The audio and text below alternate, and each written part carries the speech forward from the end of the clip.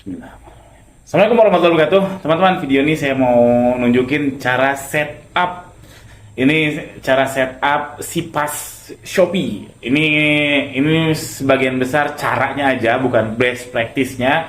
Best practice-nya mungkin di lain video, tapi ini cara setup karena saya terakhir bikin video cara setup udah lama banget. Ada sedikit perubahan, nggak banyak sih sebenarnya, sama-sama aja.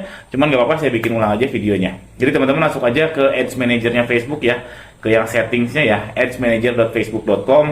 Jalurnya macam-macam, bisa dari bisnis manager, bisa Ads Manager, ini ya macam-macam lah.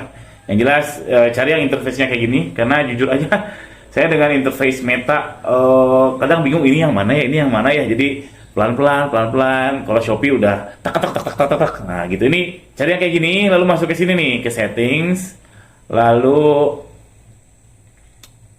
mana? Sorry, bukan setting, ini nih, all tools.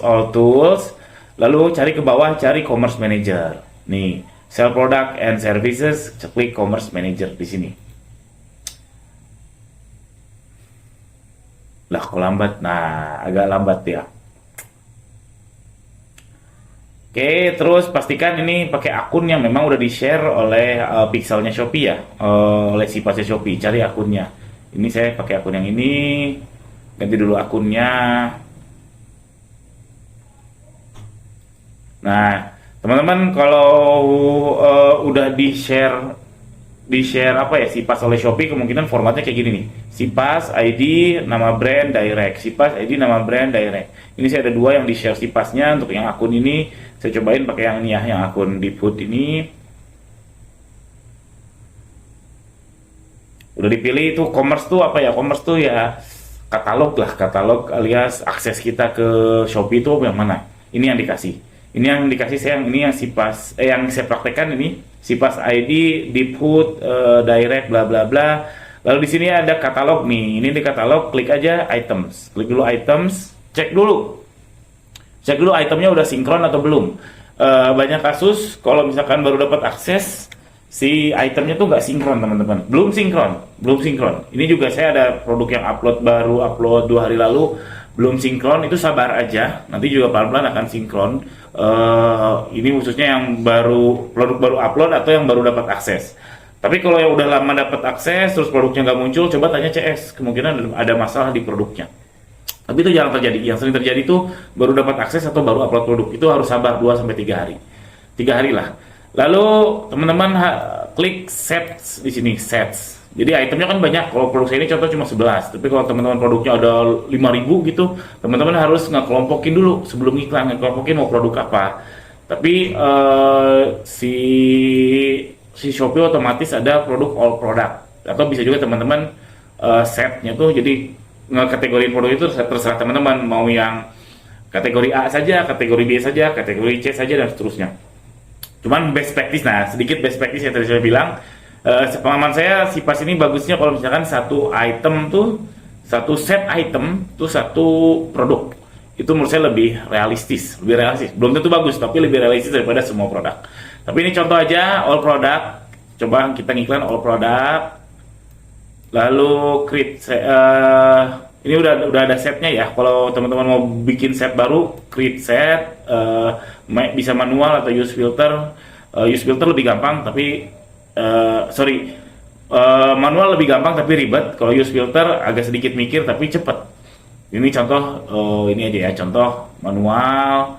Pilih manual. Nah, centangnya teman-teman, contohnya saya mau centang 1, 2, 3 produk aja ya. Ini contoh ya, create.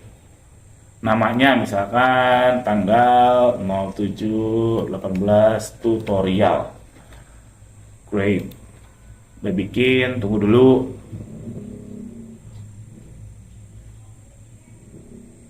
Udah berhasil. Nah, di sini langsung ada tulisan advertise set. Klik aja di situ advertise set.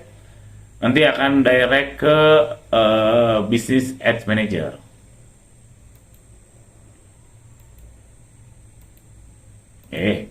Lalu pilih add account-nya. Add account-nya saya contoh, ini karena coba aja ya. Coba ini deh, yang ini deh, add account-nya. Pilih add account-nya yang sudah connect sama payment ya. Bisa nggak ya? Kalau nggak salah paymentnya belum connect nih yang ini. Harus sabar ya teman-teman kalau main Meta tuh. Kadang memang slow, apalagi kalau internetnya slow, PC-nya slow, laptopnya slow, itu tambah slow. Nah, udah bikin, nih dismiss saja.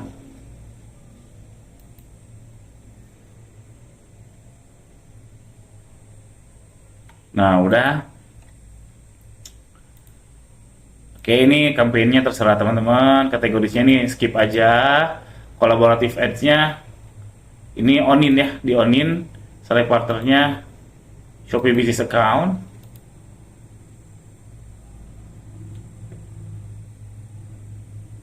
Oke, lalu ini tadi ya Shopee katalognya ini mau on off terserah. A/B test saya jarang pakai A/B test otomatis, saya manual. A/B testnya terserah. Lalu udah gitu aja. Objektifnya mana ya? Eh, Oke, objektifnya belum di adset kalau nggak salah.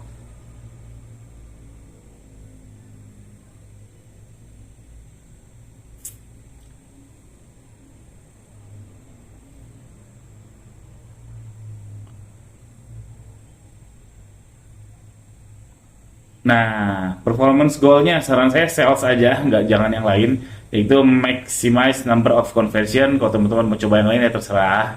Cuma ini penting teman-teman harus pilih. Kalau saya conversion aja, ininya CPR-nya terserah, opsional sih menurut saya. Terus produk setnya yang tadi ya, pilih yang tadi tutorial. Nah yang ini, lalu daily budgetnya ini itu bisa 25.000, 25.000 misalkan. Lalu start date-nya kayak gini doang, budget schedulingnya biasanya saya skip, nih saya lihat. Nah ini nih yang terpenting dari Sipas tuh menurut saya ini. Lambatnya. Nah yang terpenting dari Sipas tuh ini audience type. Ada dua. Find prospective customers even if they haven't interacted with your business. Artinya kita bisa ngiklan ke saved audience-nya Meta. Jadi kita bisa targetin interest-nya apa, ininya apa, itu bisa. Atau mau use information from Shopee Business Account Pixel or app to create a retargeting audience. Yang ini yang terpenting untuk Sipas itu, karena kalau misalkan audience baru atau save audience atau custom audience, buat apa pakai Sipas? Pakai aja landing page, nggak harus pakai aksesnya Shopee.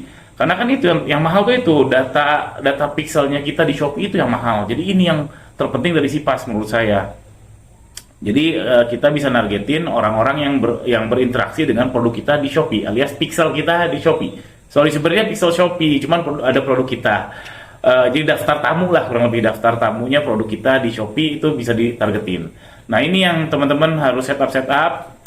Saya nggak di sini nggak akan bahas best practice-nya, nanti panjang lagi. Caranya aja ini baca-baca aja. Singkatnya gini, ini untuk orang yang pengunjung, visitor, ATC tapi nggak beli. Ini kan umumnya banyak yang ngeluh kan ya, banyak yang ngeluh, oh ini ATC doang nggak beli. Nah ini bisa ditembak lewat sini. Atau bisa pilih ini, dia yang ATC aja tapi nggak beli. Kalau yang ini kan mengunjungi atau ATC tapi nggak beli. Itu ATC aja tapi dia nggak beli. Atau misalkan upsell produk, jadi produk yang berinteraksi sama produk apa, itu yang kita mau targetin. Misalkan yang berinteraksi sama produk A, ini bisa kita targetin untuk menjual produk B. Itu upsell bisa. Lalu cross sell juga bisa. Tapi ini nggak umum sih, nggak umum orang pakai. Saya juga pernah pakai beberapa kali boncos. Yang intinya kurang lebih sama, pakai pixel produk A untuk jual produk B ataupun sebaliknya. Atau kombinasi. Kalau saya pakainya ini, pakainya yang kombinasi. Custom combination. Tadi kan ya yang ini ya. Interactive sama produk apa, yang berinteraksi sama produk apa, ini kombinasinya bisa apa, bisa dia purchase, bisa inclusionnya apa. Nah teman-teman ulik aja sendiri, baca pelan-pelan apa ini fungsinya. Cuman poinnya menurut saya lebih banyak ulik di daerah sini daripada di fitur-fitur lain untuk Sipas, karena sekali lagi saya tekankan, ini pentingnya Sipas karena kita bisa akses audiens kita di Shopee. Kalau nggak ada itu, buat apa pakai Sipas? Lebih baik landing page aja, karena di Shopee itu di Meta setahu saya saat ini belum ada filter untuk nargetin orang yang punya Shopee aja belum ada. Walaupun Shopee mungkin mayoritas user di Indonesia pakai Shopee ya, tapi kita nggak bisa nargetin semua yang Shopee aja. Artinya sudah ada noise di situ. Jadi kalau kita pakai Sipa Shopee yang dimana ngeklik langsung ke aplikasi Shopee, sangat mungkin menargetkan orang yang nggak punya aplikasi Shopee. Kalau kita nggak pakai yang tadi, yang audience nggak pakai pixelnya Shopee, alias pakai yang fine perspektif bla bla bla. Sepengalaman saya sih kayak gitu. Lalu ini placementnya seharusnya otomatis saja, otomatis. Kalau mau emang otomatis ya sekarang ya. Dulu perasaan bisa diedit-edit. Ini juga saya mah biarin aja. Kalau saya biarin aja, terserah teman-teman mau spesifik ke gender apa. Tapi kalau menurut saya karena sudah wow market, orang yang sudah berinteraksi dengan produk kita, biasanya saya biarin aja. Udah, klik next.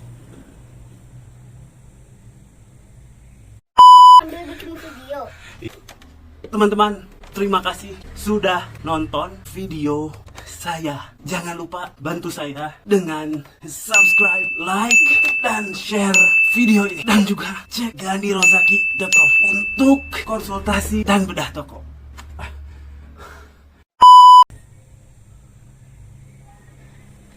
Terus ini Instagram akunnya pastikan diisi ya. Oh iya, ini belum connect ke Instagram yang aslinya yang di put. Gak apa, udah. Tapi intinya harus diisi. Terus ininya terserah mau apa. Kalau saya sih karusel aja biar apa ya? Biar langsung ke foto produknya. Karena ini wall market yang sudah berinteraksi. Lalu ini skip aja, multiple product, single image atau slideshow, itu terserah preferensi teman-teman. Nah ini headline-nya bisa diubah nih. Mau nama produk atau tambah apa? Misalkan tambah harganya atau tambah harga coretnya nih, current price, ini bisa diubah. Atau kita tambah sesuatu misalkan misalkan, itu bisa. Ini akan muncul di depannya kayak gini. Nah, akan muncul di sininya. Di sini nih. Tapi di sini belum muncul, aslinya akan muncul. Lalu add card, ini kalau misalkan mau di bawah-bawahnya setahu saya. Terus ini caption, kalau mau silahkan, kalau enggak juga nggak apa-apa menurut saya. Shop now apa ini? Biasanya shop now. Udah gitu aja, selebihnya ngikutin aja setting defaultnya si pas Shopee ini.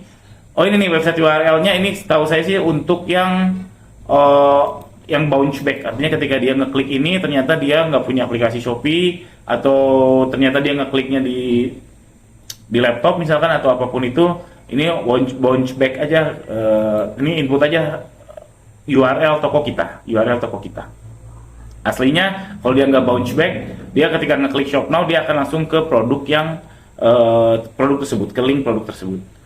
Terus build parameternya, nah ini campaign source, campaign ini penting untuk tracking. Tapi kalau teman-teman nggak punya tujuan untuk ngisi ini, skip aja. Ini bisa untuk tracking, biasanya untuk CBP, Holy Shopee Champion Brand Partnership atau JBP, Joint Business Partnership. Ini aplikasinya Shopee jelas, ini Shopee. Selebihnya skip. Ini tracking juga skip aja, build parameter sama kayak tadi. Kalau ini yang versi mobile setahu saya. Tapi jarang sih seller yang pakai. Kalaupun ada seller yang butuh parameter ini, biasanya udah dibimbing sama RM ya. Karena saya waktu itu saya pernah dan dibimbing detail sama RM atau sama orang iklan Shopee. Udah deh, terus publish gitu aja. Silakan teman-teman ulik sendiri. Intinya kalau mau sukses di Sipas ini, nguliknya di audience, menurut saya sih di situ. Sama di selection produk sih, produknya mau apa, yang diiklanin, mau yang mana.